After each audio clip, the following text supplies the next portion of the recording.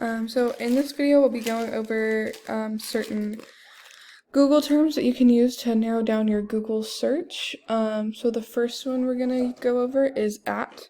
So if I'm looking up under the topic applications of sports medicine,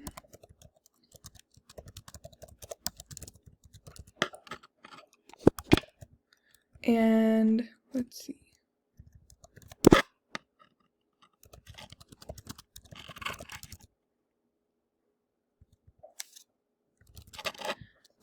And I want to narrow it down to a specific platform. I can type Instagram, and I will get the search results pulled specifically from Instagram at narrowing down what I want to pull from. So the next one I'm going to use is going to be Allen title. And this is going to give me sports medicine in my title. So it's going to give me specific articles that include sports medicine, which will help if you're researching. And then the final one will be Allen URL, which is going to give us